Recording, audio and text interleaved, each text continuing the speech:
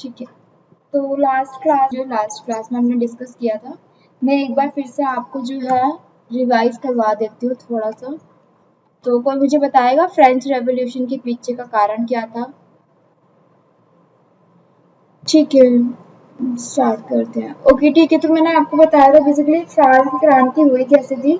इसमें हमने इंट्रोडक्शन देखा था कि हमें किस किस टॉपिक के ऊपर पढ़ना है फ्रेंच रेवोल्यूशन का। ठीक है, तो फ्रेंच रेवोल्यूशन जो हमने पढ़ा था फर्स्ट, इसमें इंट्रोडक्शन देखा था कि कब स्टार्ट हुआ था। तो लेट 18th सेंचुरी, ठीक है, late 18th century period in French history, a profound societal changes and grievance cultivated in the French Revolution of 1789। ठीक है, 1789 में जो है फ्रेंच रेवोल्यूशन जो है स्टार्ट हो गया था। This revolution greatest movement. हाँ, तो मैंने ये पूछा था कि फ्रेंच था, तो इसमें देखो causes of the French revolution दिया है कि क्या क्या फ्रेंच रेवोल्यूशन होने के कारण थे। तो फर्स्ट है आपका सोशल कॉजेज, दूसरा है economic causes and political causes third. ठीक, तो सोशल कॉजेज अगर आप देखोगे तो the rigid social structure of France placed the majority of the population. ठीक है, एक तो सोशल कॉजेज आप देखोगे तो एक तो जो फ्रांस की मेजॉरिटी ऑफ पीपल थी वो काफी स्ट्रक्चर जो था बहुत अलग था, रिजिड यानी कठोर था। ठीक है, the common commoners of third state, जो थर्ड स्टेट के लोग थे, अ डिस्टिंक्ट डिसएडवांटेजेस। ठीक है, दे bore the burnt of taxation while the clergy and nobility enjoyed expansion। मतलब ये कह रहा है कि जो थर्ड स्टेट के लोग थे, ठीक है, उनके साथ काफी जो है डिसएडवांटेजेस के साथ बिहेव करते थे, मतलब अन्यायपूर्ण होता था, भेदभाव होता था, डिस्क्रिमिनेट किया जाता था।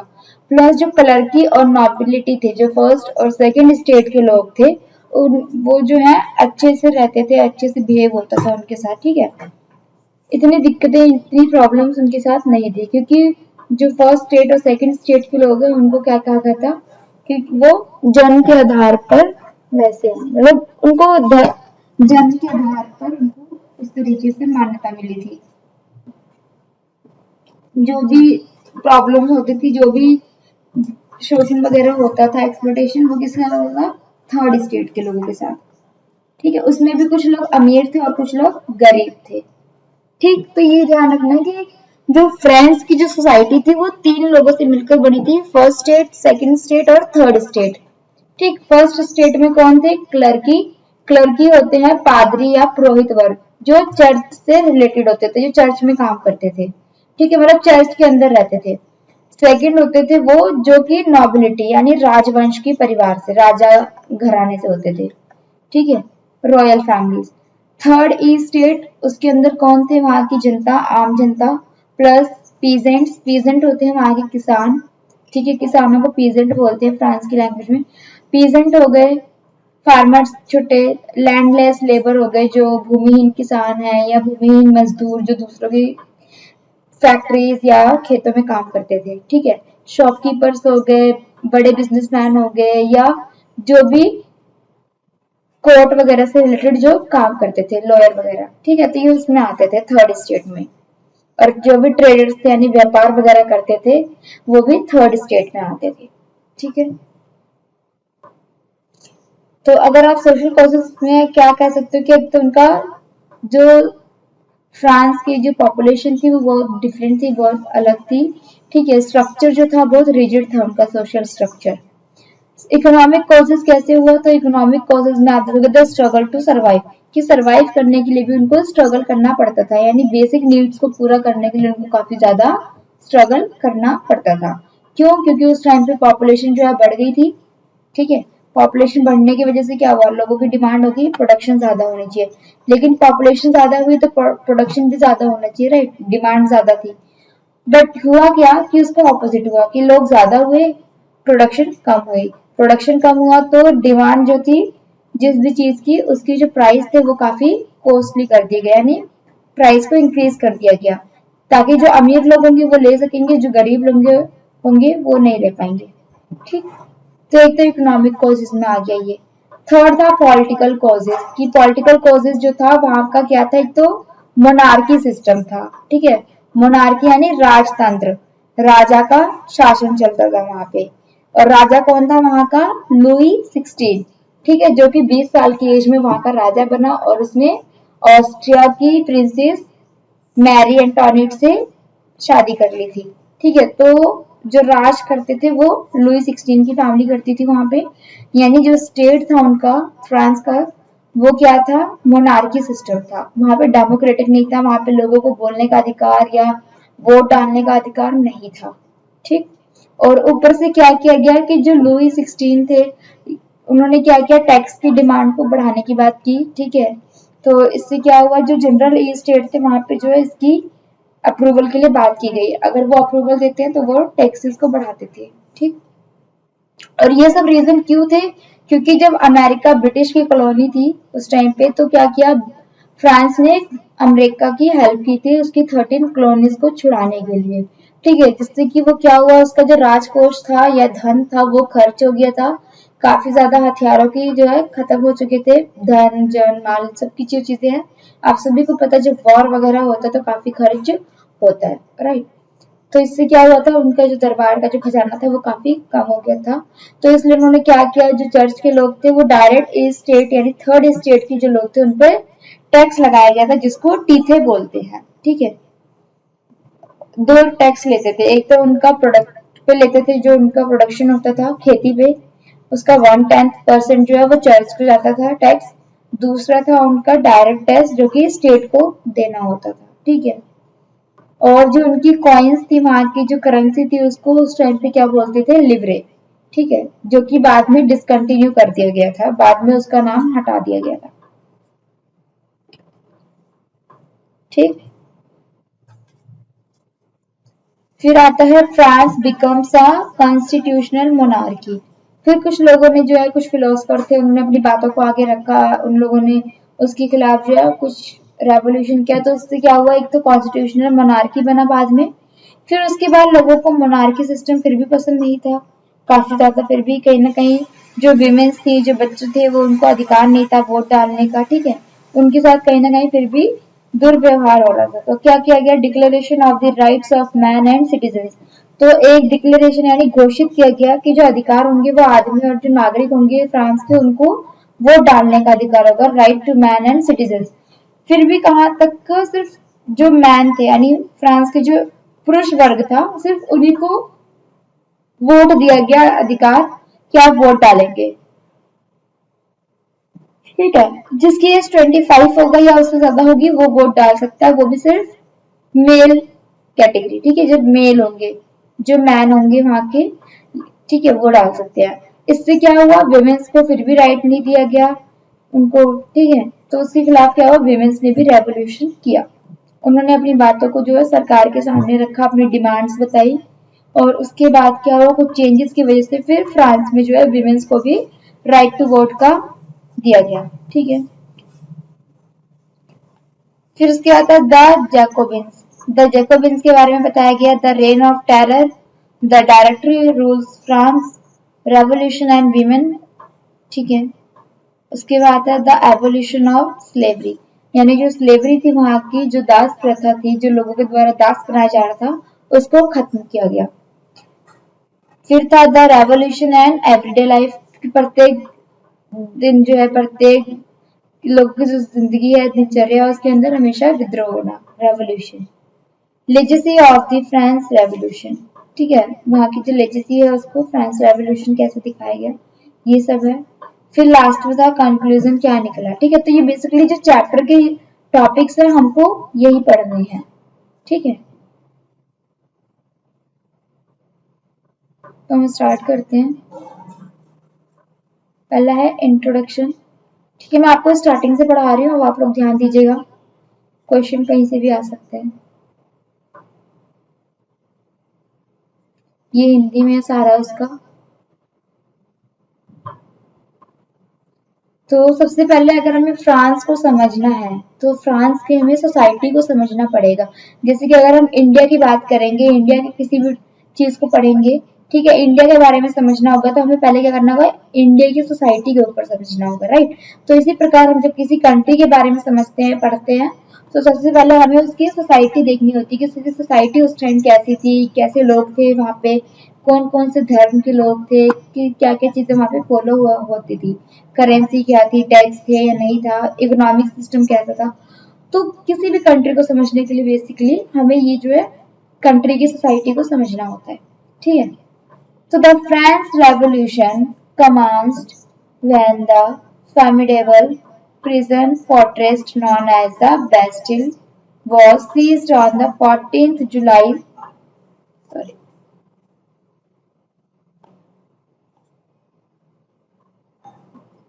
ठीक है, तो कब स्टार्ट हुआ था फ्रांस में जो रेवोल्यूशन हुआ, लेट 18th सेंचुरी में स्टार्ट हुआ। कब? 14th जुलाई 1789 में। कहाँ पे?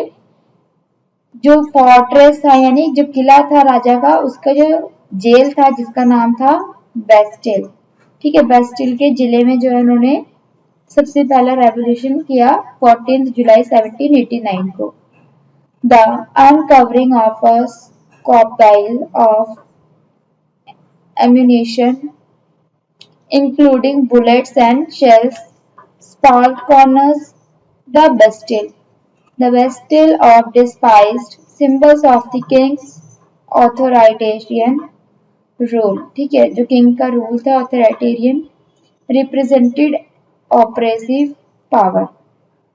The fortress was inequalitily dismantled and breached, यानी उसको जो है तोड़ दिया गया, उस पर आक्रमण किया गया, ठीक है। फ्रांसीसी क्रांति 14 जुलाई 1789 को बेस्टिल नामक किले की घेराबंदी से शुरू हुई, ठीक है, ये स्टार्टिंग हुई वहां पे फ्रेंच रेवोल्यूशन। अभी हम इसका बैकअप पढ़ रहे हैं, अभी हम स्टार्टिंग से पढ़ेंगे क्यों हुआ, कैसे हुआ, ठीक है। रखी गई गोलियां और शेल्स की जो भंडारण की खोज ने डर का संज्ञान किया।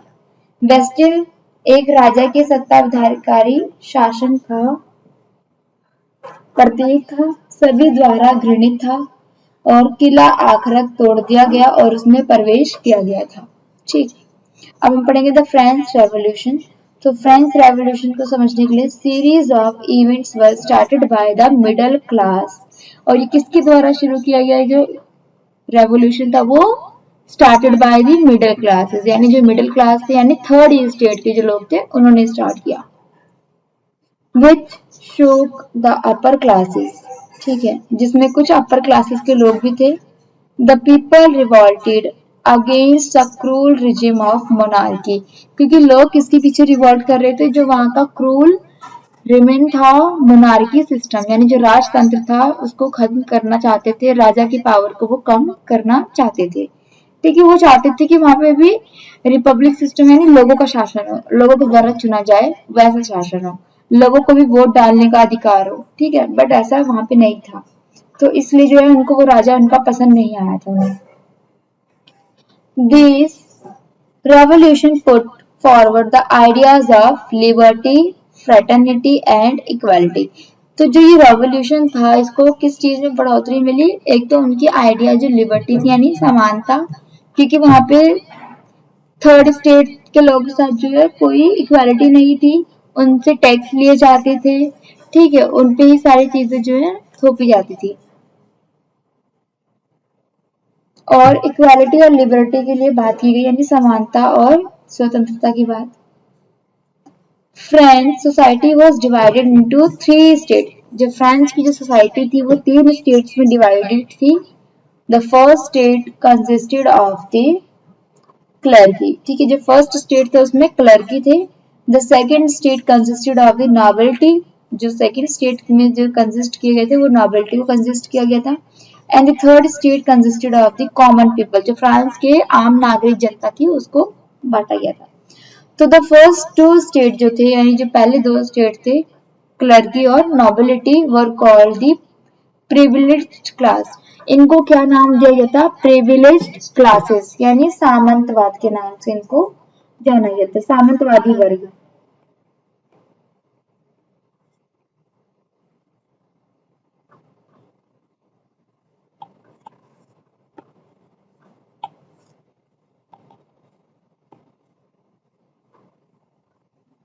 सामंतवादी आपने पढ़ा ही होगा क्या होते हैं। प्रिविलेज सामंत जो टैक्स वगैरह लगा सकते हैं, जो जिनको कोई टैक्स वगैरह देने का रूल नहीं होता, मतलब जो आम जनता होगी वही टैक्स देगी, पर जो फर्स्ट स्टेट होंगे, जो सेकंड स्टेट के लोग होंगे, उनको कोई टैक्स देने की रिक्वायरमेंट नहीं होती है। ठीक है, बिकॉज दे एंजॉयड द, और ये ऐसा क्यों था, क्योंकि ये एंजॉय कर रहे थे किसके बेस पे, the right and privilege by birth, कि जन्म के आधार पर इनका जन्म जो है ऐसे ऐसे स्टेट के अंदर हुआ है जिसमें उनको ये सब मान्यता है कि वो सबसे ज्यादा पावरफुल है। ठीक है, they were exempted from paying taxes to the state. आप ऐसे समझो जैसे कि इंडिया के अंदर क्या था पहले, तो ब्राह्मणों का रोल था। ठीक है, तो ऐसे ही ब्राह्मण समझ लो आप क्लर्की है स्टेट के वहां के लोग, और जो शत्रु वगैरह थे, जो राजा वगैरह थे, वो नॉबिलिटी थे वहां के। ठीक है, ये ऐसे ही बटा था हमारा भी समाज, हिंदू का ब्राह्मण, उसके बाद राजा वगैरह जो थे, उसके बाद जो भी लोग आते हैं व्यापारिक यानी शूद्र। ठीक है, एससी जनजाति वाले, तो ये किसमें काउंट होते हैं, थर्ड स्टेट में। तो फ्रांस में भी जो नीचे थे, जो लोग व्यापारिक थे, जो काम वगैरह करते थे, ठीक है, जो छोटे जनजाति वाले लोग थे, तो वो थर्ड स्टेट में काउंट होते थे। क्लियर है, इस तरीके से आपको समझ आया। फर्स्ट में क्लर्की है, जैसे कि हमारे इंडिया में ब्राह्मण को पूछते हैं फर्स्ट नंबर पे। उसके बाद नॉबिलिटी है, जो क्षत्रिय वगैरह आते हैं। थर्ड एंड फोर्थ स्टेट जो कॉमन होते हैं हमारे, शूद्र और वैश्य। ठीक है, इस तरीके से आप समझ सकते हो। तो वहां पे जो फर्स्ट स्टेट था वो पादरी वर्ग था। ठीक है, क्लर्की बोलते हैं इंग्लिश में, पादरी, जो चर्च वगैरह से रिलेटेड थे। दूसरा नॉबिलिटी, ठीक है, जो राजा वगैरह थे, राजा की फैमिली वगैरह। क्लियर है सभी को ये वर्ड्स, समझ आया यहाँ तक।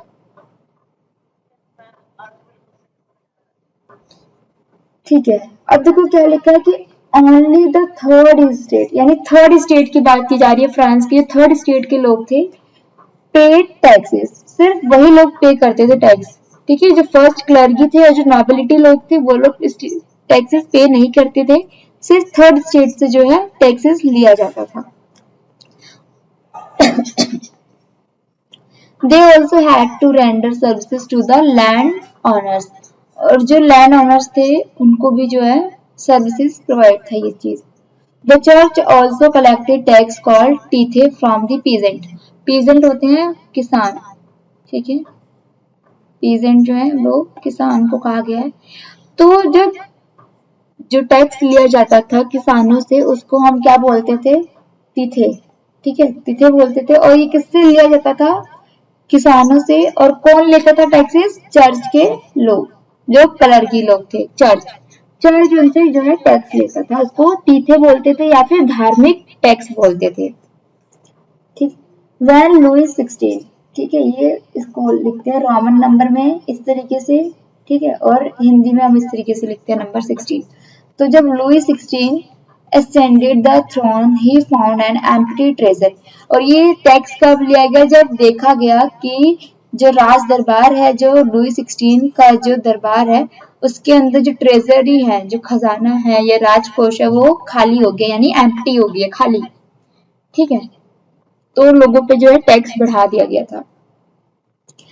और ये सब खाली क्यों हुआ, तो लॉन्ग ईयर्स ऑफ वॉर, एक तो लंबे समय से जो वॉर चली आ रही थी, had drained the financial resources of the country। तो देश की जो रिसोर्सेज थे, जो फाइनेंशियल रिसोर्स थे, वो खाली हो गए थे। ड्रेन यानी खाली होना या खत्म होना। ठीक है, इसलिए क्या किया गया, रीजन क्या था, वॉर की वजह से, लंबे टाइम से जो वॉर हुआ। ठीक है, वॉर की वजह से राज खजाना खाली हो गया था, और राज खजाना की वजह से क्या किया गया, पीजेंट्स पे डायरेक्ट टैक्स लगाया गया, या लुई जो चर्च के लोग थे उन्होंने उस पर टैक्स लेना शुरू कर दिया, 1/10 किसका, प्रोडक्शन का। France helped the 13 American colonies to gain independence from Britain। यानी फ्रांस ने हेल्प की थी अमेरिका की उसकी 30 कॉलोनीज को बचाने में, आजाद कराने में, किससे, ब्रिटेन से। ठीक है, this added to the economic problems of France. और इसी की वजह से क्या हुआ, फ्रांस में इकोनॉमिक प्रॉब्लम्स आ गई। ठीक है, क्योंकि उनका राज दरबार खाली हो गया था।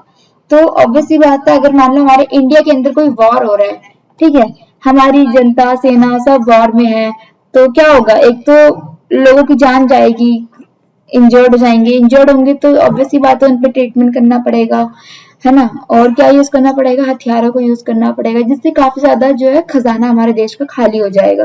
ठीक है, आप सभी ने पढ़ा होगा फर्स्ट वर्ल्ड वॉर में कितना ज्यादा खर्च हुआ था, कितना ज्यादा लोग घायल हुए थे, इंजर्ड हुए थे, डेथ हुई थी, राइट। तो इससे कहीं ना कहीं देश पे इफेक्ट पड़ता है। ठीक है, तो ऐसे ही फ्रांस ने अमेरिका की 13 कॉलोनीज को ब्रिटेन से आजाद कराने के लिए हेल्प की थी, जिससे उसका इकोनॉमिकल इशू आ गया था फ्रांस में।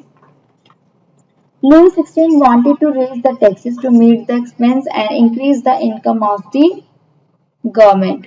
ठीक है, अभी जो लुई 16 था वो चाहता था कि टैक्स को बढ़ा दिया जाए और जो एक्सपेंस है उसको इंक्रीज किया जाए गवर्नमेंट की इनकम का।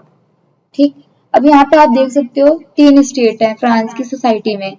फर्स्ट क्लर्की है, सेकंड नोबिलिटी है, थर्ड स्टेट में कौन कौन है, big businessman, merchants, court officials, lawyers. फिर उसके बाद आते हैं, ये सब बड़े लोग हो गए, ठीक है, जो थर्ड स्टेट में बड़े लोग हैं।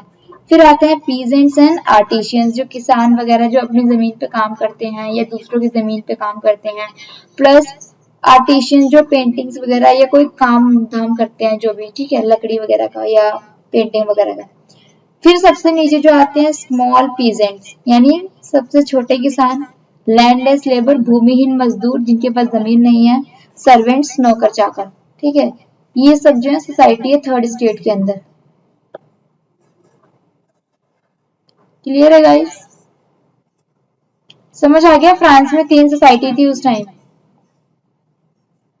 मतलब 3 सोसाइटी में बटा हुआ था फ्रांस। और ये नहीं 3 जो थर्ड स्टेट के जो मेंबर हैं, ये वाले, यही लोग क्या करते थे, टैक्स को पे करते थे। ठीक है, टैक्सेस को पेड करते थे, 1/10 पे करते थे किसका, प्रोडक्शन का। ठीक है, जो भी फसल होती थी उसका 10वां भाग किसको आता था, चर्च को, टैक्स के रूप में, जिसको क्या बोलते थे, टीथे या फिर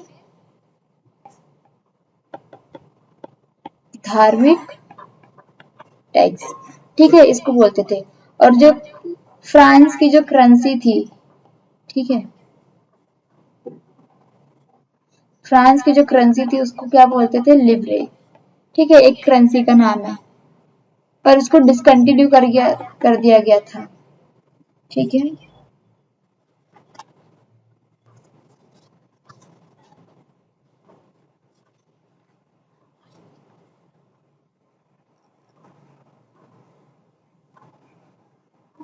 और मैंने आज सभी को बताया था इकोनॉमिक कंडीशन में क्या हुआ था, सब्सिडेंस क्राइसिस।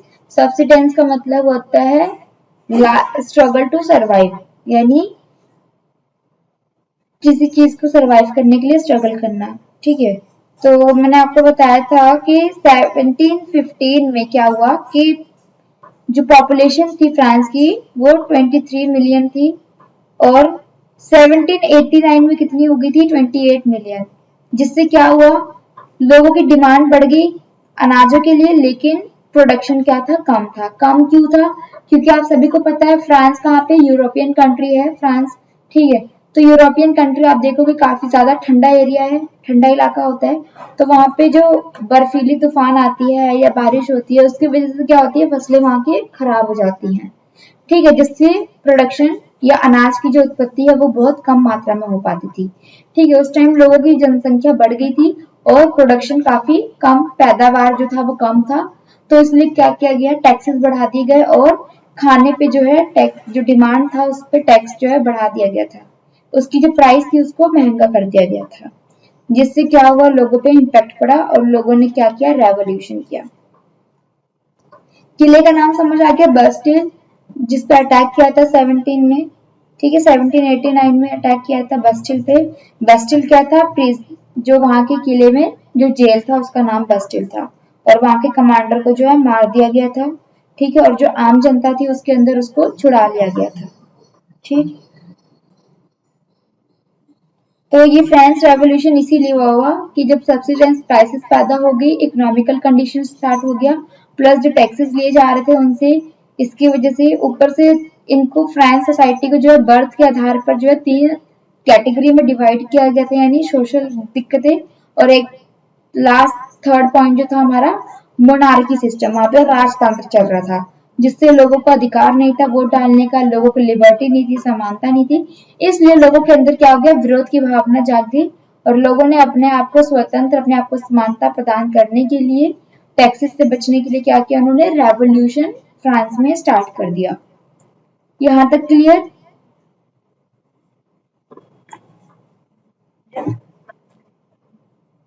अब देखो, a growing middle class envisages end to privilege, मतलब जो मिडिल क्लास थी उन्होंने आगे बढ़ते हुए दिखाया, और जो प्रिविलेज थे यानी जो सामंतवाद था जिसमें टैक्स वगैरह लिया जाता था उसको उन्होंने खत्म कर दिया।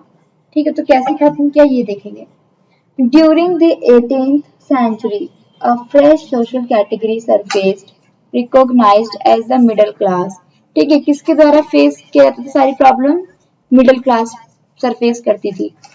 दे असेम्ड वेल्थ थी, ठीक है, जिसके अंदर लॉयर्स थे, ठीक, और जिसके अंदर बिजनेसमैन थे, मर्चेंट्स थे और लॉयर फैमिली थी। उन लोगों ने आगे बढ़कर जो है इसका विरोध किया, इन्होंने अपने कुछ आइडियाज पेश किए। ठीक है, तो आइडियाज क्या थे वो देखेंगे। इन एडिशन टू ट्रेडर्स, जैसे कि मैंने आपको बताया, एजुकेटेड थे वो लोग, ठीक है, पढ़े लिखे लोग थे, और वो लोग किस पे बिलीव करते थे? सोशल स्टेटस पे, जो कि शुड बी ऑन दैट क्या था, थ्रू मैरिट, यानी मैरिट के बेस पे अर्न करते थे वो लोग। ठीक है, rather than being guaranteed by birth, बजाय इसके कि वो जन्म के आधार पर। The advocated for the abolishment of privileges, यानी जो सामंतवाद था, ठीक है, जिसमें उनसे टैक्स लिया जाता था, उसका अबॉलिशमेंट करना चाहते थे, उसको खत्म करना चाहते थे। कौन से लोग? जो एडवोकेटेड थे, लॉयर थे, क्योंकि वो एजुकेटेड थे, वो इन चीजों को समझते थे कि ये तो जन्म के आधार पर भेदभाव हो रहा है लोगों के साथ। ठीक है, अब इसके अंदर थिंकर्स थे कुछ जिन्होंने अपनी बातों को आगे रखा। तो थिंकर्स कौन थे? विचारधाराएं जिनको थी, तो लाइक लॉक थे, लॉक, ठीक है, रूसो थे एंड मॉन्टेस्क्यू थे। ठीक है, Locke, Rousseau and Montesquieu campaigned a society built upon principles of liberty, equal legal treatment and universal opportunities. Rousseau suggested मतलब ये चाहते थे कि इनको यूनिवर्सल यानी विश्व में जो है अपॉर्चुनिटी जो है वो सभी को इक्वल दिया जाए, सभी के साथ एक जैसा व्यवहार किया जाए, सभी को समानता का अधिकार हो। ठीक है, मतलब हर किसी को काम करने का, हर किसी को बोलने का, वोट डालने का, सभी के साथ एक जैसा बिहेव करना। ऐसा नहीं कि राजा के साथ राजा वाला बिहेव है, क्लर्की वालों के साथ क्लर्की के साथ तरह बिहेव है, थर्ड स्टेट के साथ जो है बुरा व्यवहार है तो उसके साथ वैसे ही करना है, उसको नीचा दिखाना है। ऐसा नहीं चाहते थे वो लोग सभी को एक साथ रखते, सभी को एक साथ देखना चाहते थे। अपॉर्चुनिटी जो है सभी के लिए एक होना चाहिए, ये इनका आइडिया था। रूसो सजेस्टेड गवर्नेंस सिस्टम, और अब वो क्या चाहते थे? एक सरकार का सिस्टम चाहते थे, मतलब गवर्नेंस सिस्टम होना चाहिए, राज व्यवस्था होनी चाहिए ऐसी, rooted in social control between the populace, मतलब कि ऐसा रूट होना चाहिए सोशल सिस्टम का जिसकी जो जड़ें जो है जिसकी किसके हाथों में हो? सोशल कॉन्ट्रैक्ट के हाथों में हो, और जो वहां की जनता है पॉपुलेंस के हाथों में हो। दे आर चूजन रिप्रेजेंटेटिव, और जो अपने जो जिनको चुनना है, जो अधिकार है, ठीक है, जिनको उत्तराधिकारी चुनना है वो रिप्रेजेंटेटिव को चुन सके अपनी मर्जी से। ठीक है, इसका मतलब है कि बढ़ती हुई मध्य वर्ग ने प्रिविलेजों के अंत की कल्पना की, मतलब उन्होंने सोचा कि अभी हम इसका जो है खत्म करेंगे। थिंकिंग आई, थिंकर्स थे, इससे क्या हुआ? लोगों के अंदर थिंकिंग की जो भावना थी वो फैल गई, इससे सभी लोगों ने क्या किया? रेवोल्यूशन किया। ठीक है, तो जब 1789 से लेके जो भी वहां से लेके जो भी मूवमेंट्स हुए उसको किस नाम से जाना गया? फ्रेंच रेवोल्यूशन के नाम से जाना गया। ठीक है, ये देखो यहाँ पे लिखा है ना, लॉक, रूसो, मॉन्टेस्क्यू जैसे दार्शनिक ने स्वतंत्रता, समानता कानून और सभी के लिए अवसरों पर आधारित समाज का समर्थन किया। मतलब ये एक ऐसा समाज चाहते थे जिसमें सभी को समान कानून हो और सभी को सभी समानता स्वतंत्रता का अधिकार प्राप्त हो।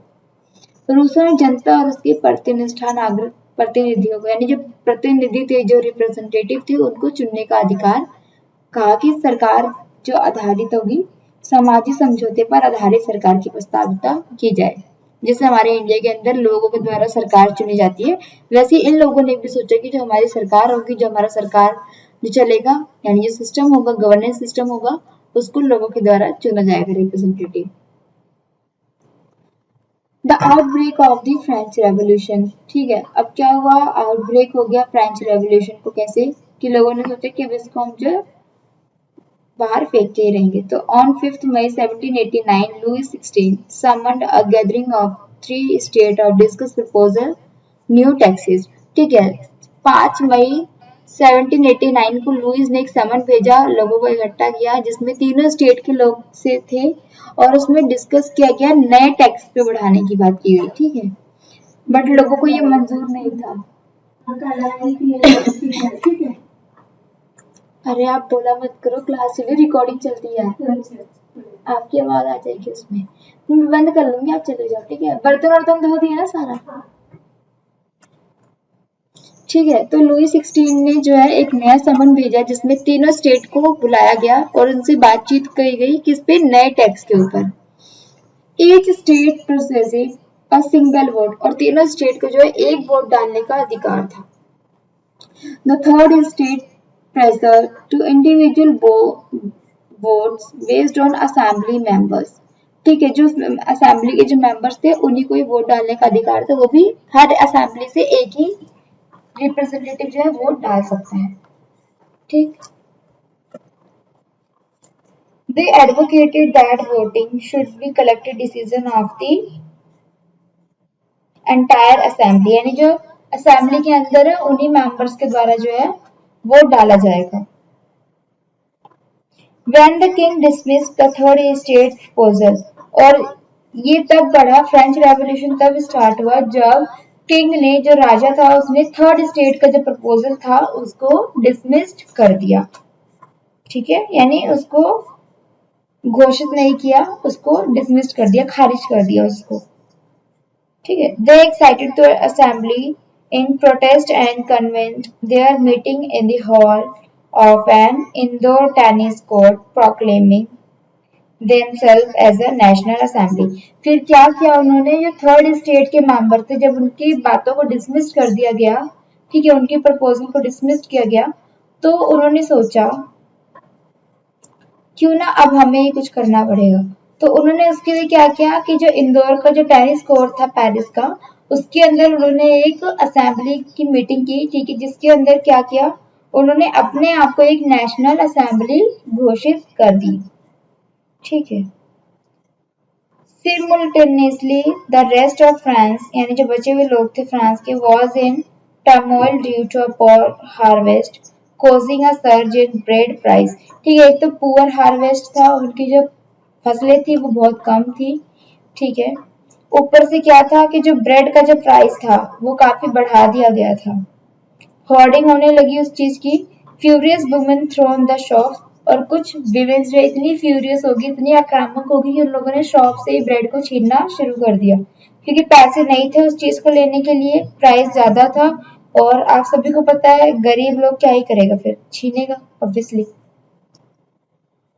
On July 14, 1789, an agitated mob assailed the demolished the Bastille, यानी अब उन लोगों ने क्या किया, एक साथ इकट्ठे होके उन लोगों ने बस्तिल के किले पर हमला कर दिया।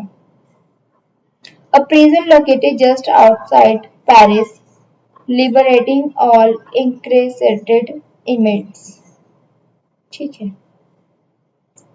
In response to rumors about nobles sabotaging crops,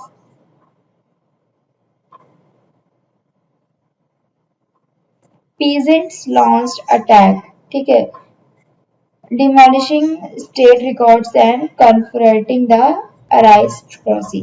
मतलब बस यही था कि उन लोगों ने उस पर आक्रमण किया, वहां के जो लोग थे उनको बाहर निकाला, और जो किसान थे उन्होंने क्या किया कि जो भी वहां के रिकॉर्ड थे, जो भी दस्तावेज था, उसको फाड़ फूड़ दिया, और जो भी वहां के हथियार वगैरह थे उसको बाजारों में जाके बेच दिया गया निशानी के रूप में। ताकि कल को कोई फ्यूचर जो पीढ़ी होगी उनको पता हो कि हाँ ये इस टाइम का किला था, यहाँ पे इस तरीके, मतलब एक तरीके से उसको मेमोरी में याद रखने के लिए। ठीक है। और फिर देखोगे आप लास्ट लाइन, आखिरकार राजा ने, फिर इस घटना के बाद क्या हुआ कि राजा ने संवैधानिक साम्राज्य के नाम नियम से सहमति दे दी।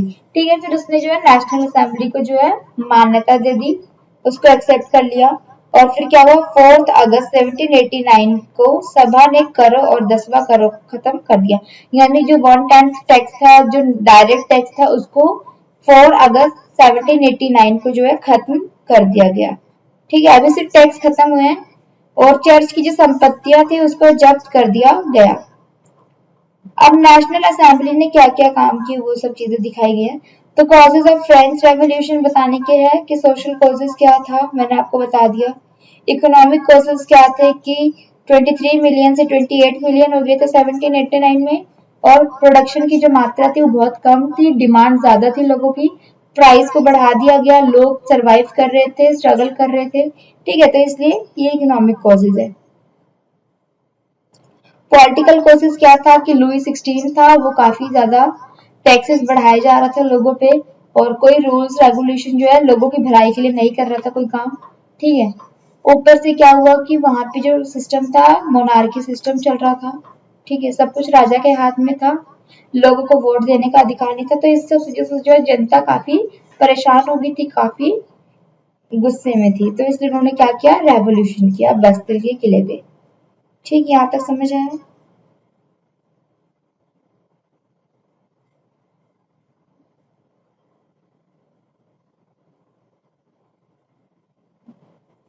तो अगर आपको कोई पूछेगा फ्रांस की सोसाइटी कब क्या थी 18th सेंचुरी में, तो एक तो 3 कैटेगरी में डिवाइडेड थी, क्लर्गी, नोबिलिटी और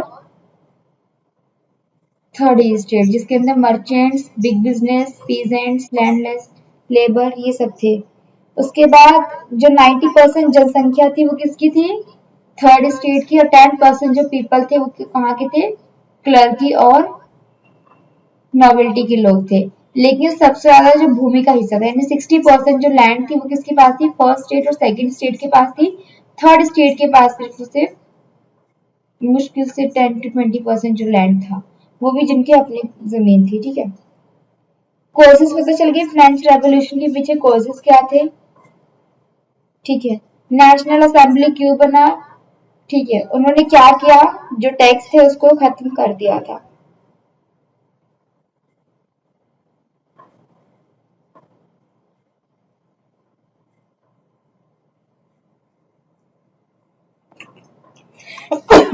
सॉरी।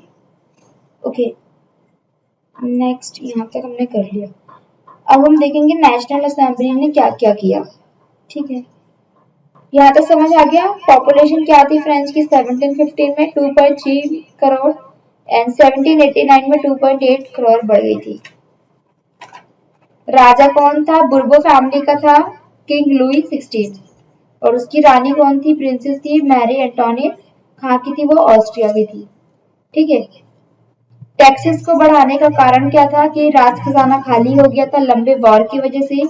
ठीक है, टैक्स को इंक्रीज कर दिया गया, पॉपुलेशन बढ़ गई थी और खाने की कमी हो गई थी, इसलिए। ठीक है, लोगों ने रेवोल्यूशन किया।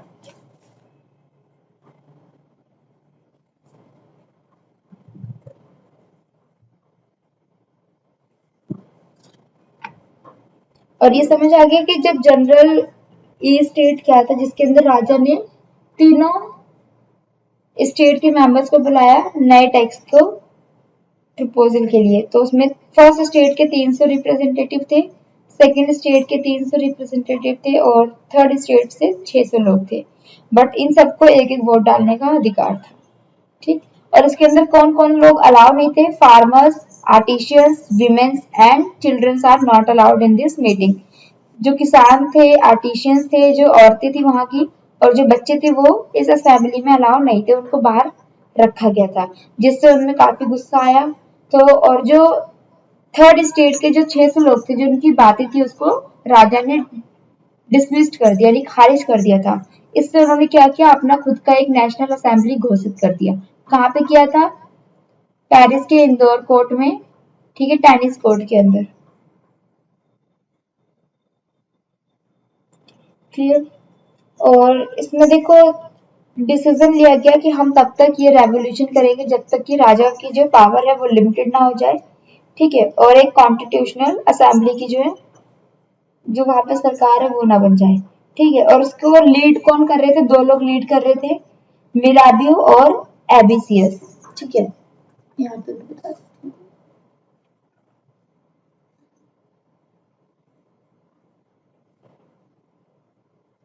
नेशनल असेंबली, ठीक है, किसके द्वारा बनाई गई थी ये? थर्ड के स्टेट के लोगों द्वारा। ठीक है, और इन्होंने क्या मांग की थी? इन्होंने कॉन्स्टिट्यूशनल की मांग की थी। ठीक, और इन्होंने क्या किया? फॉर अगस्त को क्या किया इन्होंने? जो टैक्सेस थे वो खत्म कर दिए थे, टैक्सेस को।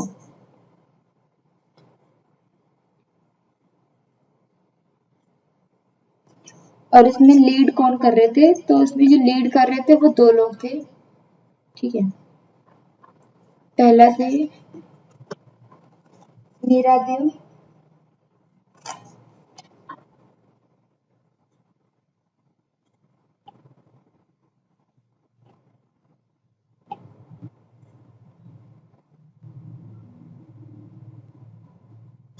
ये कौन थे?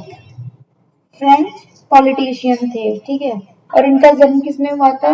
नोबल फैमिली के अंदर जन्म हुआ था, बट ये लोगों की भावनाओं से काफी ज्यादा प्रेरित थे। दूसरे हैं एबेसिस। ठीक है, ये वहां की एक राइटिंग तरीके से लिखते थे ये लोग। और ये कौन थे? एबेसिस एक फ्रेंच ऑथर थे।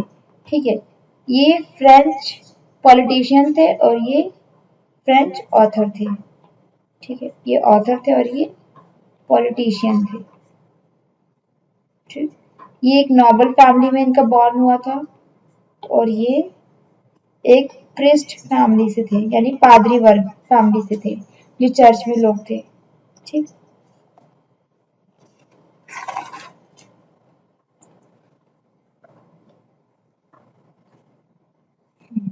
तो मैंने आपको बताया 4 अगस्त 1789 में। ठीक है, क्योंकि रेवोल्यूशन कब हुआ? 89 में हुआ। तो 1789 में 4 अगस्त को उन्होंने क्या किया? नेशनल असेंबली को पास कर दिया गया। ठीक है, और इसके अंदर जो टैक्सेस वगैरह थे उसको खत्म कर दिया गया। ठीक है, उसके बाद इन्होंने क्या किया जिससे इनको क्या फायदा हुआ? 2 बिलियन का इनको फायदा हो गया। ठीक, और फिर इन्होंने क्या किया? एक न्यू कॉन्स्टिट्यूशन बनाया। और कब बनाया? इन 1791 में।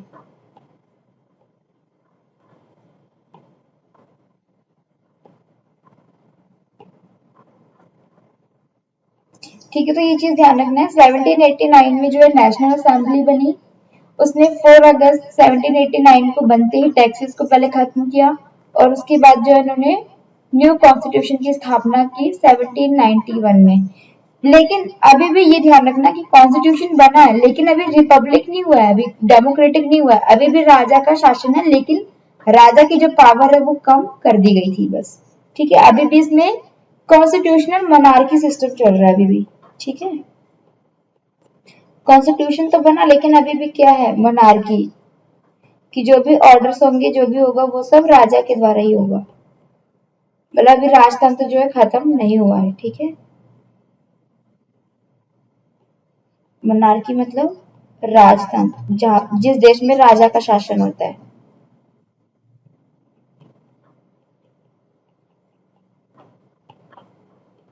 ठीक, तो अब कौन सा सिस्टम चल रहा है वहां पे? पहले क्या था? सिर्फ और सिर्फ मोनार्की सिस्टम था। नेशनल असेंबली के बाद आने के बाद क्या बन गया? Constitution monarchy system. ठीक है, अब लोगों ने इसके खिलाफ भी विद्रोह किया। क्यों, ये देखेंगे। तो देखो इसके अंदर क्या किया गया था। ठीक है, इसके अंदर जो गवर्नमेंट थी, ठीक है, उसको 3 भागों में बांटा गया था इन्होंने। तो 3 पार्ट्स किसमें थे वो। फर्स्ट जो पार्ट बांटा गया था वो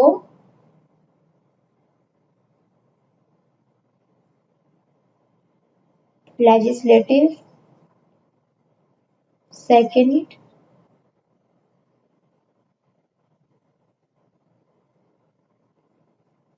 एग्जीक्यूटिव एंड थर्ड है जुडिशरी। ठीक है, लेजिस्लेटिव होते हैं विधायिका,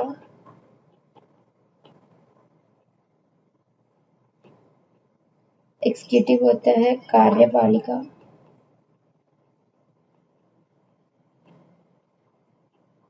जुडिशरी होती है न्यायपालिका।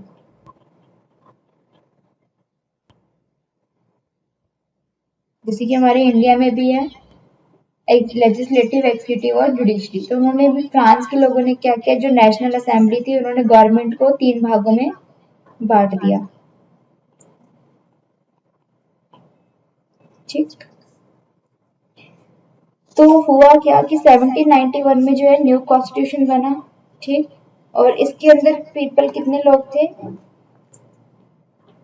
उस टाइम, 28 मिलियन लोग थे।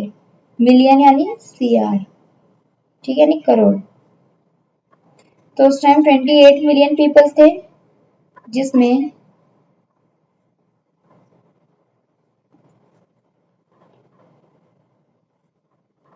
जो 4 मिलियन थे, ठीक है, और उसमें से जो 3 मिलियन पीपल थे, 4 मिलियन में क्या था, एक तो मेल और 25 जिसकी एज है। तो इसमें क्या किया गया कि जो 4 करोड़ लोग थे, सिर्फ जो पुरुष थे, ठीक है, और जिनकी उम्र 25 वर्ष से आसपास या 25 वर्ष से अधिक थी, उनको क्या कर दिया गया, वोट डालने का अधिकार दे दिया गया था। ठीक है, और इनके ये क्या थे, पेस गवर्नमेंट टैक्स, और ये क्या करते थे, गवर्नमेंट टैक्स पे करते थे। ठीक है, और इनको क्या कहा गया,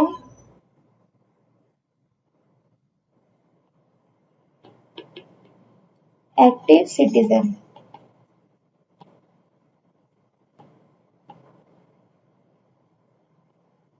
ठीक है, एक्टिव सिटीजन क्या थे कि जब 50,000 लोग थे, ठीक है, जब 50,000 इलेक्टर्स थे जिनको वोट डालने का अधिकार था इसके अंदर।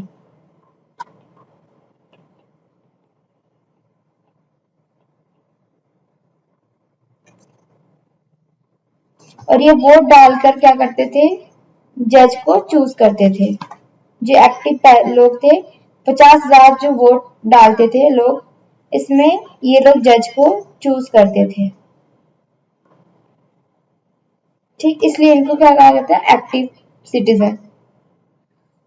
अब जो 3 मिलियन लोग थे, इनको कहा गया पैसिव सिटीजन। क्यों, क्योंकि इनको गवर्नमेंट टैक्स पे नहीं करना होता था, इनको वोट डालने का अधिकार नहीं था, और इसके अंदर वो लोग थे जैसे लेबर, फार्मर्स, विमेन, ठीक है, ये सब बच्चे, इनको कहा गया पैसिव सिटीजन। और इसके अंदर कौन कौन थे, विमेन एंड चिल्ड्रन, और जिनकी एज 25 से कम है या ज्यादा भी है तो भी, और इनको वोट डालने का जो है अधिकार नहीं था। पे नॉट टैक्स, इनको टैक्स देने का भी अधिकार नहीं था, वोट डालने का भी अधिकार नहीं था। नॉट राइट टू वोट, ये वो लोग थे जिनको वोट डालने का अधिकार भी नहीं था और टैक्स भी पे नहीं करते थे। क्लियर है यहाँ तक। देखो नेशनल असेंबली बन गई, गवर्नमेंट को भी डिवाइड कर दिया गया 3 भागों में, और ये 3 भागों में किसके द्वारा डिवाइड किया गया? तो किताब थी मॉन्टेस्क्यू की, कौन सी? The split of law. ठीक है, मॉन्टेस्क्यू की द स्प्लिट ऑफ लॉ में क्या किया गया? पावर को डिवाइड किया गया गवर्नमेंट को किन के बीच? लेजिस्लेटिव, एग्जीक्यूटिव एंड जुडिशरी के बीच में। ठीक है, तो ये क्वेश्चन कभी कभी आ जाता है कि इन दी स्प्लिट ऑफ लॉ, जो मॉन्टेस्क्यू की बुक है, इस तरीके से भी आ सकता है। ठीक, और उन्होंने गवर्नमेंट को 3 भागों में बांट दिया था। एक्टिव और पैसिव सिटीजन समझ आ गए पेरिस के?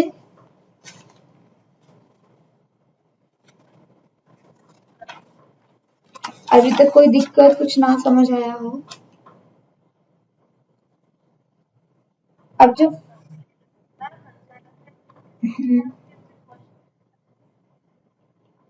यस,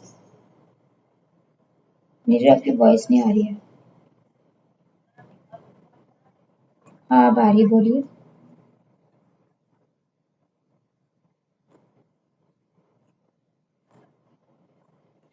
नहीं, जो आप लोग प्रीलिम्स वगैरह देते हो स्टार्टिंग का, तो उसमें कुछ क्वेश्चंस आते हैं ना, और आपके सारी बुक में से ही आते हैं, और बेसिक कंसेप्ट आपका एनसीईआरटी से ही शुरू होता है। ठीक है, मतलब पहले आपको स्टार्टिंग बैकग्राउंड पता होना चाहिए ना, तभी तो आप कोई बड़ी बुक जब बुक पढ़ोगे तो उसमें काफी डिटेल्स में लिखी होती हैं, तो तभी तो आपको समझ आएगा ना, जब रिलेट कर पाओगे पहले की चीजों से। इसलिए एनसीईआरटी आपको पढ़ाई जाती है, ताकि आप जो जो छोटी छोटी चीजें हैं उनको रिलेट कर सको उससे। ठीक, अब जो फ्रांस का कॉन्स्टिट्यूशन था, तो उसके अंदर क्या क्या था? एक तो राइट टू लाइफ, जीने का अधिकार था सभी को। दूसरा, फ्रीडम ऑफ स्पीच, बोलने का अधिकार दिया गया इसके अंदर इनको। थर्ड था फ्रीडम ऑफ ओपिनियन, यानी अपनी ओपिनियन को पेश करने का अधिकार था, अपने विचारों को रखने का। दूसरा था इक्वालिटी, थे जो जूते वगैरह बनाते थे या प्रिंटर्स वाले थे, एज वेल। ठीक है, तो ये छोटे लोग थे इसके अंदर, जैकोबिन क्लब के अंदर। और जैकोबिन को लीड कौन कर रहा था? तो लीड कर रहे थे मैक्सिमियन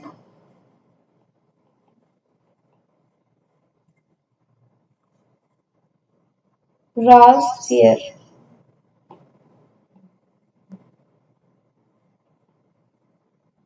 रॉबस्पियर, ठीक है, ये जो है लीड कर रहे थे किसको? जैकोबिन क्लब को। ठीक है,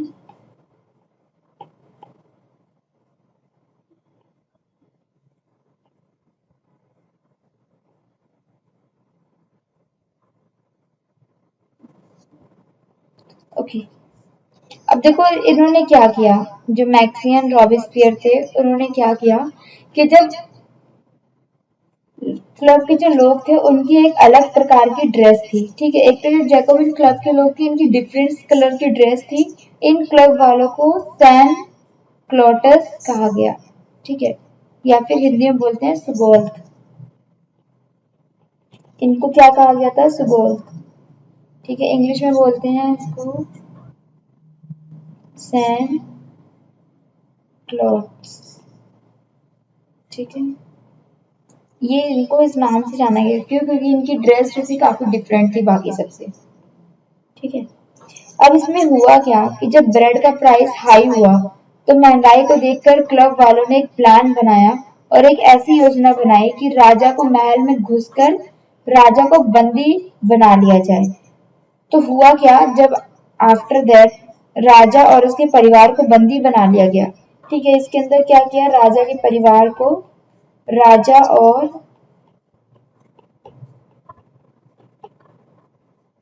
ठीक है, और फिर नेशनल असेंबली में चुनाव कराया गया। फिर क्या हुआ है?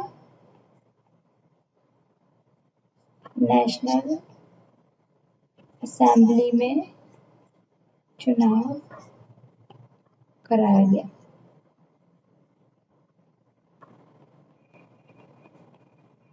ठीक है। और फाइनली 21 सितंबर को 1792 को जो मोनार्की कॉन्स्टिट्यूशन सिस्टम था, ठीक है,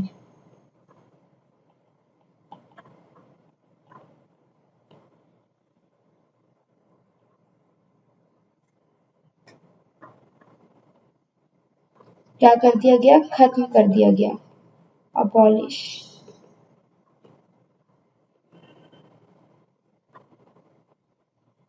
समझ आया यहाँ तक कि जो पहले जो नेशनल असेंबली के जो कॉन्स्टिट्यूशन सिस्टम था उसको खत्म कर दिया गया। क्यों? क्योंकि उन्होंने बाकी सबके लिए कुछ नहीं किया, उन्होंने जो किया सिर्फ अमीरों के लिए किया, गरीबों के लिए उन्होंने कुछ भी नहीं किया।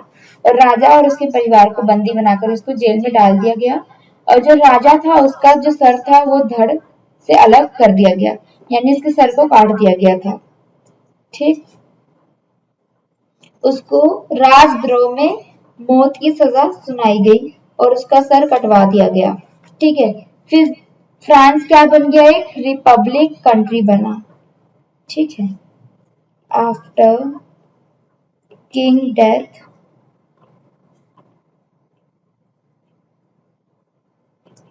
France become a republic country. ठीक है, जब राजा को राजद्रोह के केस में जो है उसको मार दिया गया, और क्या किया, फ्रांस को एक रिपब्लिक कंट्री बना दिया गया, यानी गणतंत्र।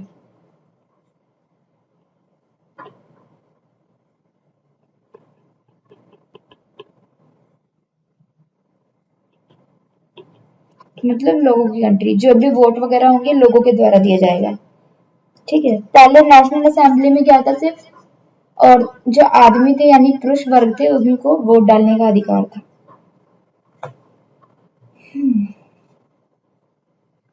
अब इन्होंने क्या किया, 21 जनवरी 1793 को प्लेस, जो वहां की एक प्लेस है उसका नाम है दे ला कॉन्कार्ड, गिलोटीन से सर काटकर उसको मार दिया गया। राजा को कब मारा गया, तो डेट याद होनी चाहिए, 21 जनवरी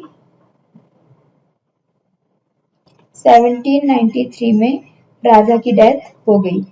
ठीक, कौन सी जगह पे किया गया, तो प्लेस था दे लेकांट।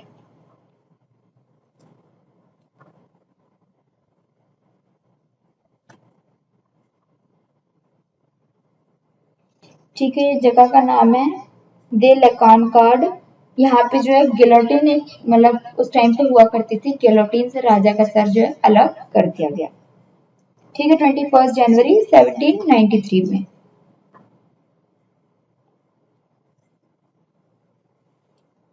और अब क्या हुआ, इसके बाद देखो the abolition of slavery start हो गया, कि जो दास प्रथा थी उसको खत्म करने की बात।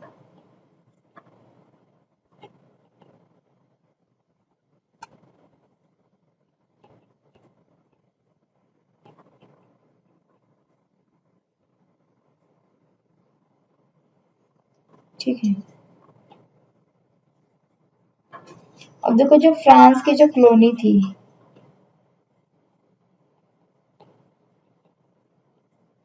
ठीक है, तो फ्रांस की जो कॉलोनी थी कौन कौन सी थी, कैरिबियन, कैरिबियन सी सुना है, फ्रांस के उस कॉलोनी में आती है। दूसरी थी मार्टिन क्यू,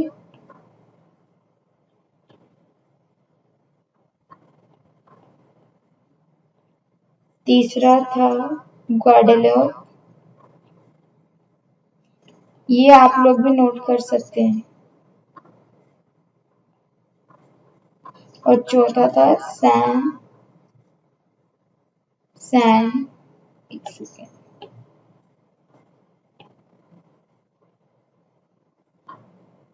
सैन डोमिंगो। ये क्या थी, फ्रांस की कॉलोनी थी। तो होता क्या था, स्लेवरी का मतलब समझ आ रहा है, स्लेवरी, दास प्रथा।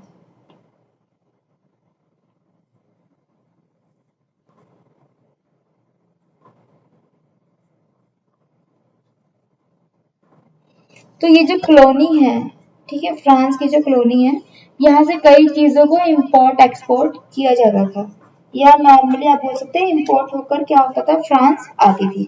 ठीक है, यहाँ से जो कॉलोनी है फ्रांस की, यहाँ से चीजें इम्पोर्ट होकर कहाँ आती थी, फ्रांस में आती थी।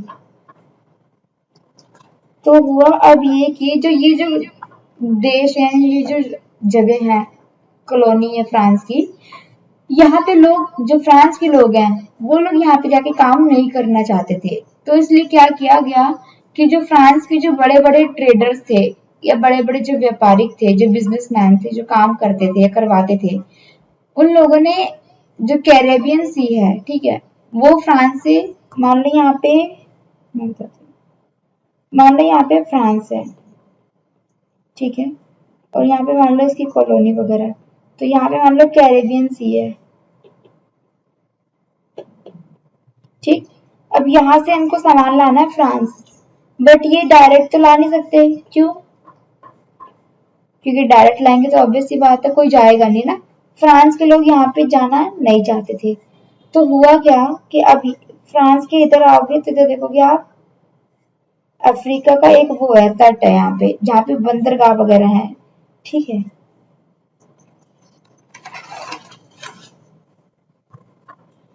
ठीक, तो अब आपको पता है फ्रांस में कोई भी सामान चाहिए तो उसके लिए लोगों की रिक्वायरमेंट होगी, ताकि वहां पे लोग जो है खेती बाड़ी कर सके और चीजों को यहाँ पे भेजा जा सके।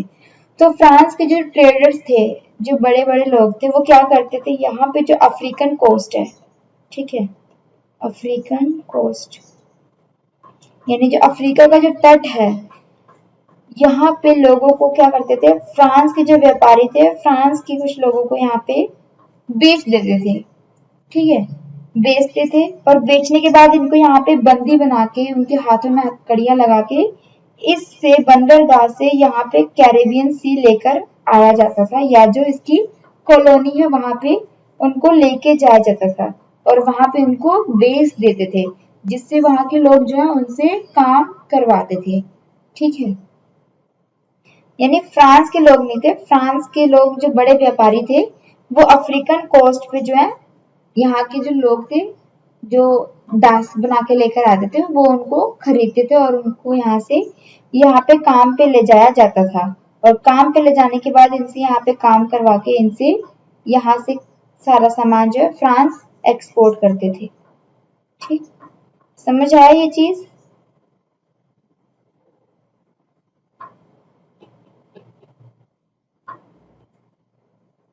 समझ आया, कहाँ से लोगों को दूसरी कॉलोनी में भेजते थे, अफ्रीकन कोस्ट से, क्योंकि वो फ्रांस से काफी पास में था, ठीक है, इससे लोगों को पता भी नहीं चलेगा, और ये सब जो है काफी टाइम से चली आ रही थी, ठीक।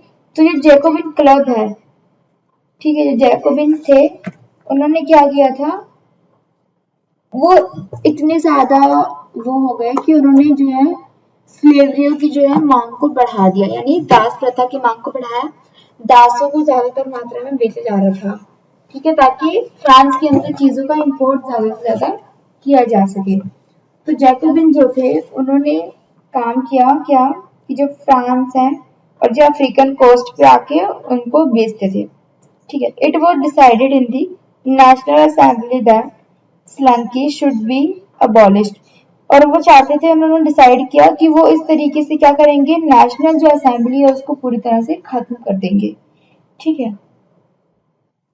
तो जो जैकोबिन रॉबिस्पियर थे, ठीक है, उन्हीं के नाम पे ये क्लब बना था, जैकोबिन क्लब, उन वो थे जैकोबिन रॉबिस्पियर ने चर्च को बंद करा दिया, ठीक है, जो जैकोबिन क्लब के जो मेंबर थे, ठीक है, जो लीडर थे जैकोबिन रॉबिस्पियर, उन्होंने चर्च को बंद करा दिया, और उनकी जगह पे क्या किया, सरकारी दफ्तर बनवा दिए, और अपनी मनमर्जी करने लगे, ठीक है। लगातार देशों से मजदूर खरीदते और बेचने लगे थे। तो इसलिए क्या हुआ, 1794 में उन्हें दोषी घोषित कर दिया गया और उन्हें भी गैलोटीन से उनका सर अलग कर दिया गया, उनको भी मार दिया गया। फ्रांस में एक नियम था कि जो भी कोई गलत काम करेगा, जो भी देशद्रोह पाया जाएगा, उसको सर जो है गैलोटीन से अलग कर दिया जाएगा। ठीक, इस इंसिडेंट के बाद क्या हुआ, इन द समर ऑफ 1789, मतलब गर्मियों के महीने में 1789 की गर्मी में एक नया कानून लागू हुआ कि कोई भी न्यूज़पेपर या यंत्र में या बुक में या स्टेज परफॉर्मेंस कर सकता है, अपनी बातों को रख सकता है, विचार को प्रकट कर सकता है। मतलब अब क्या हुआ कि सभी लोगों को अपनी बातों को रखने का समानता दे दी गई। ठीक है, कोई बर्थ या कोई जन्म के आधार पर नहीं जाना जाएगा, लोग अपने कामों के आधार पर जाने जाएंगे। ठीक है, और अब क्या हो गए थे, सभी लोग फ्रीडम हो गए थे, यानी सभी को स्वतंत्रता मिल चुकी थी। Now all had freedom. ठीक है,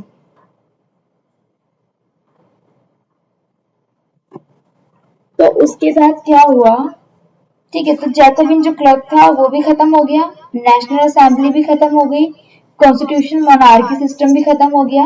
अब वहां पे एक नया कॉन्स्टिट्यूशन स्टार्ट हुआ। ठीक है, एक नया कॉन्स्टिट्यूशन बना लोगों के द्वारा।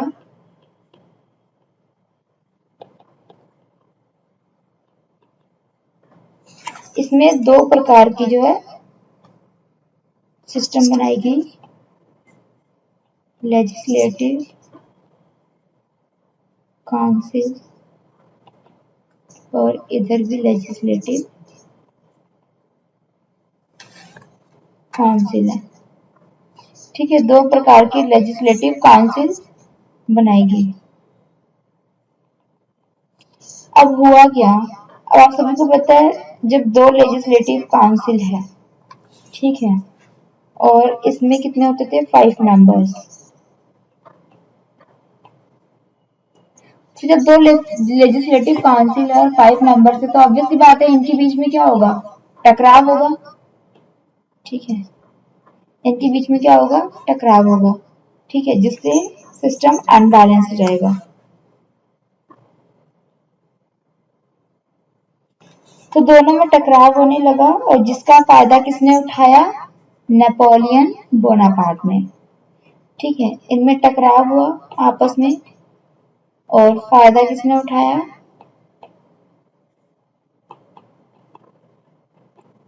Napoleon Bonaparte.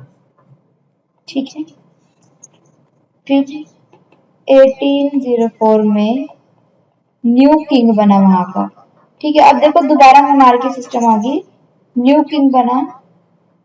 ठीक है, were establish who names Napoleon Bonaparte.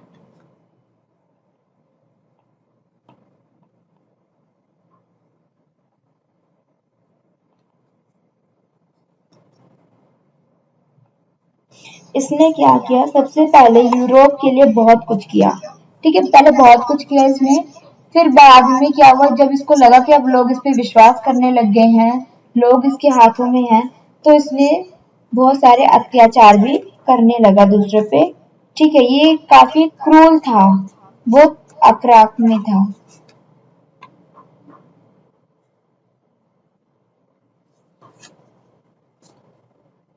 ठीक है, ये काफी क्रूर था, काफी आक्रामक था, ये बाद में लोगों को पता चला।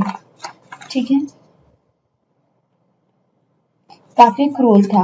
और फिर क्या हुआ, नेपोलियन 1815 में जो वाटरलू की लड़ाई हुई, ठीक है, वाटरलू के युद्ध में युद्ध हुआ, हार गया। ठीक है, तो बस इतना सा ही स्टोरी था फ्रेंच रेवोल्यूशन का।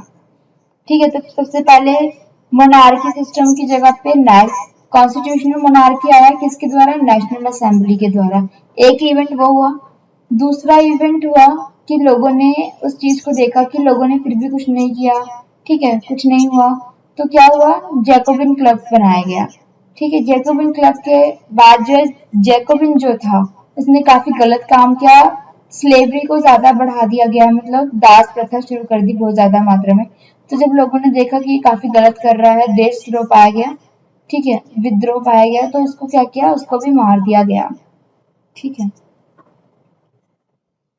फिर उसके बाद जो है न्यू कॉन्स्टिट्यूशन बना, जिसमें 2 लेजिस्लेटिव काउंसिल थी, जिसके 5 मेंबर्स थे, और उनके बीच आपस में टकराव हुआ, जिसका फायदा नेपोलियन बोनापार्ट ने उठाया।